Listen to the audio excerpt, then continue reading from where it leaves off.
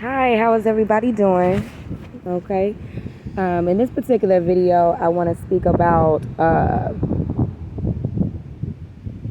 Senate Bill 107, and we talked about 107 previously and what that actually means in the coding laws and gun prevention.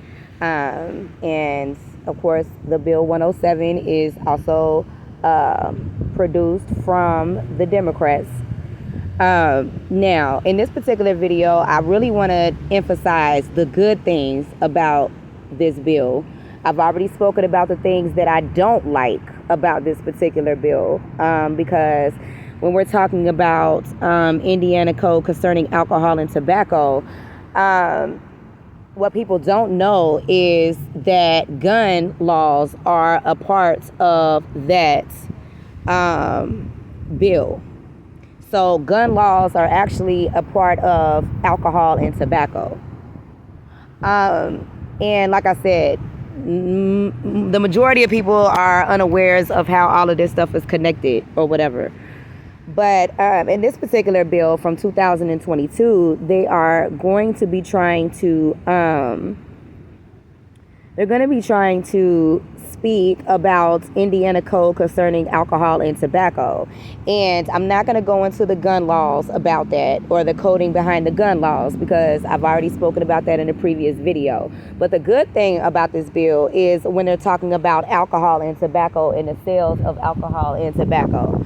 And the reason why this is important to speak about is because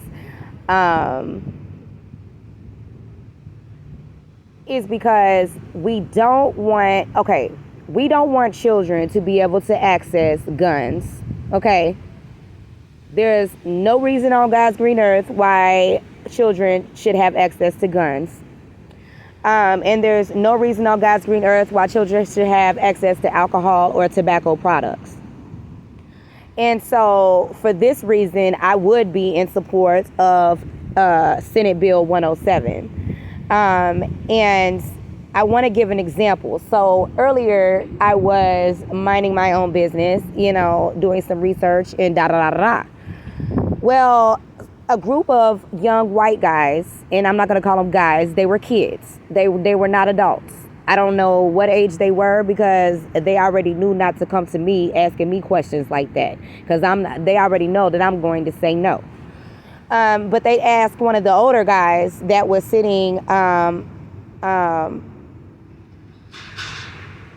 in the area, and they asked the older guy if he will buy them a vape products.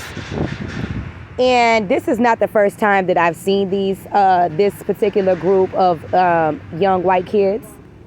This is actually the second time that I've seen them asking adults to purchase them vape products. And we all know that vape products are tobacco products. And we all know that purchasing tobacco products for children or alcohol for children is illegal and is considered a form of child abuse.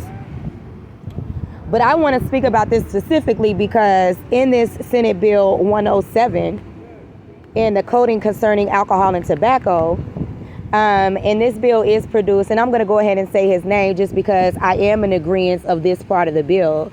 And he is a Democrat. And every bill that they presented hasn't been bad. And I just want to clarify that, So, and like I said, going back to the example, so these kids are asking this guy to purchase them tobacco products from the store. And I continue to be alarmed that the people that the grown men that they're asking to buy them tobacco products are not telling these kids no.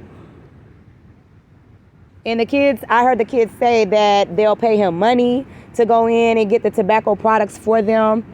And I understand that we all need money, but I think it's unacceptable to accept money from children to buy alcohol or tobacco products, which is illegal. And if it was legal and if they were of age to be able to obtain such products like alcohol or tobacco, they would not be needing to ask an adult to purchase those items for them.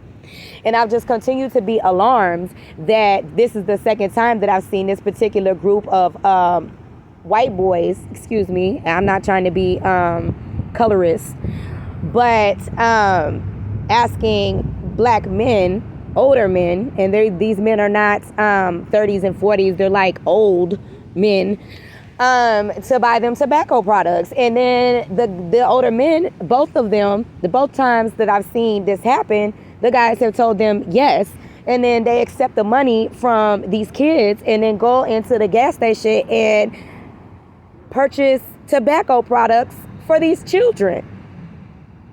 And I was actually tempted to call the police. And if I see it again, I'm going to call the police, because at that time, it'll be the third time that I've seen this.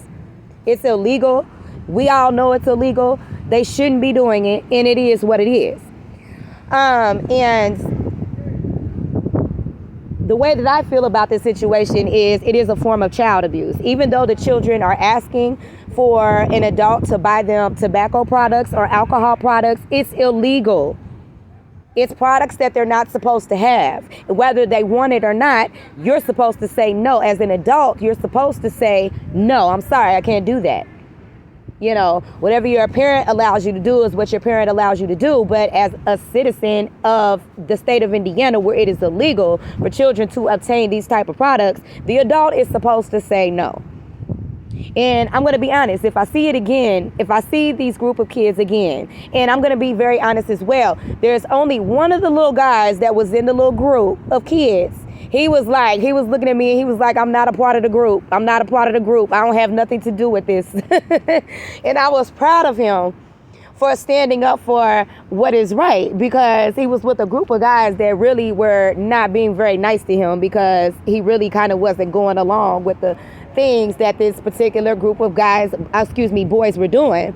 And this particular little young man, he just was like, nah, I'm not with them, you know, because the first time that they asked one of the guys, I said, hell no.